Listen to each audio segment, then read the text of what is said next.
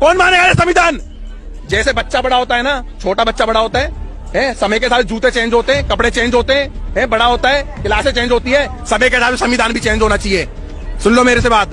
अरे बेटा, संविधान के तो अभी मात्र 73 साल हो रहे हैं, लेकिन उससे भी पुराने तुम्हारे धर्म ग्रंथ है। आखिर रामायण को, महाभारत को, गीता को कब बदल रहे हो? ये भी तो पुराने हो गए हैं। और सारी बात छोड़ो, तुम्हारे बाप भी बुढ़े हो गए होंगे, अपनी मम्मी को कब नया बाप लाकर दे रहे हो? अगर संविधान पुराना हो गया है और उसे बदल देना चाहिए, तो तुम्हारे धर्म ग्रंथ तो हजारों साल पुराने बताते हो ना, उसे कब बदल रहे हो? और बोल रहे हो कि संविधान की वजह से मंदिर टूट रहे हैं। अरे शुक्र मनाओ कि संविधान की वजह से तुम्हारे राम लल्ला प्लास्टिक के त्रिपाल से निकलकर मंदिर में। राधे राधे महाराज जी। हाँ बेटा, राधे राधे।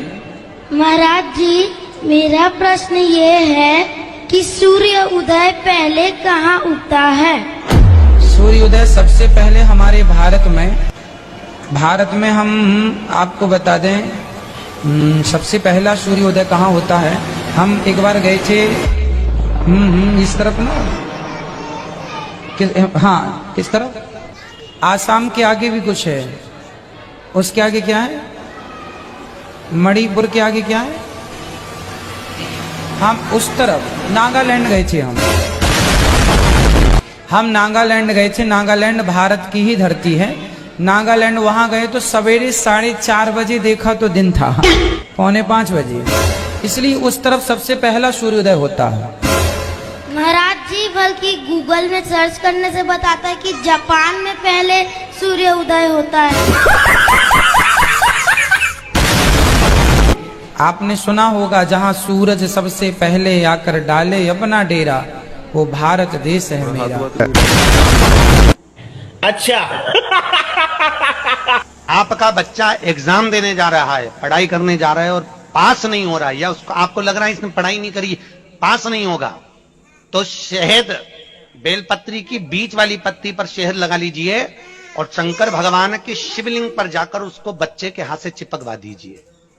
बच्चे ने भले पढ़ाई नहीं करी हो पूरी साल, पर बच्चा उस सब्जेक्ट में जिस दिन वो बेलपत्री चिपका कर आएगा, उस दिन उस सब्जेक्ट में बच्चा पास होकर ही रहेगा, उसका एग्जाम उसको अच्छा प्राप्त। जो भोपाल वाला एक बाबा आया था पिछले दिनों कि आपका बेटा अगर 8वीं में एग्जाम देने जाए, पढ़ाई न किया हो, तो बेलपत्री पर शहद लगाकर शिवलिंग पर लगा दीजिएगा, वो पास हो जाएगा। ये बताइए, काम आसान है कि नहीं? ये तो बहुत आसान काम है ना। और बच्चों को भी लगेगा कि पढ़ने की क्या जरूरत है, एक बेलपत्री निकाल के किताब के बीच में लगा लेंगे। लेकिन उसी के कुछ दिन बाद अखबार में जब खबर छप गई कि उसी कथावाचक का अपना बेटा 8वीं में फेल हो गया, तब तो कम से कम इस देश को जागना चाहिए।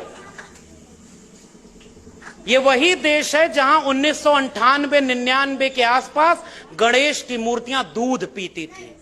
तब तो सोशल मीडिया नहीं था और पूरे देश में लोग दूध लेकर के मूर्तियों को पिलाने चले गए थे।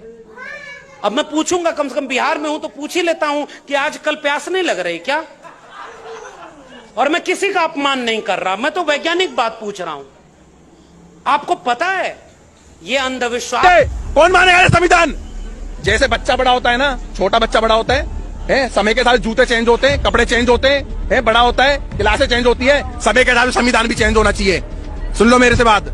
अरे बेटा, संविधान के तो अभी मात्र 73 साल हो रहे हैं, लेकिन उससे भी पुराने तुम्हारे धर्म ग्रंथ है। आखिर रामायण को, महाभारत को, गीता को कब बदल रहे हो? ये भी तो पुराने हो गए हैं। और सारी बात छोड़ो, तुम्हारे बाप भी बुढ़े हो गए होंगे, अपनी मम्मी को कब नया बाप लाकर दे रहे हो? अगर संविधान पुराना हो गया है और उसे बदल देना चाहिए, तो तुम्हारे धर्म ग्रंथ तो हजारों साल पुराने बताते हो ना, उसे कब बदल रहे हो? और बोल रहे हो कि संविधान की वजह से मंदिर टूट रहे हैं। अरे शुक्र मनाओ कि संविधान की वजह से तुम्हारे राम लल्ला प्लास्टिक के त्रिपाल से निकलकर मंदिर में। भारत आजाद हुआ तब भी भारत में देवी देवताओं की जनसंख्या थी 33 करोड़ और भारत के बाशिंदों की जनसंख्या थी 30 करोड़। यानी कुछ देवता सरप्लस थे, ज्यादा थे, जितने लोग थे उससे ज्यादा देवता थे, फिर भी वो गुलाम थे। मगर आज मैं दावे से कह सकता हूं कि उन 33 करोड़ देवताओं, गोडसे, गोलवलकर, हेडगेवार के वारिसों और तमाम लोगों के तराजू एक तरफ और हमारा अकेला नायक एक तरफ, डॉक्टर B.R. अम्बेडकर, वो उन पे भारी पड़ता। जब एक हमारा प्राइम मिनिस्टर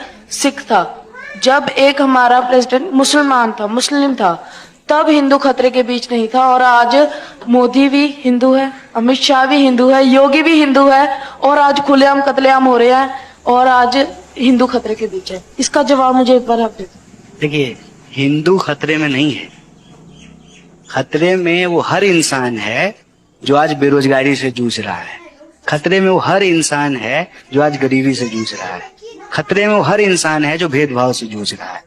ये बात इसलिए बोली जाती है ना, ताकि असली सवाल को गुमराह किया जा सके। लेकिन आप इतनी छोटी उम्र में ये बात समझ गए हैं ना, बड़ों को भी बहुत जल्दी अकल आ जाएगी, चिंता मत कीजिए।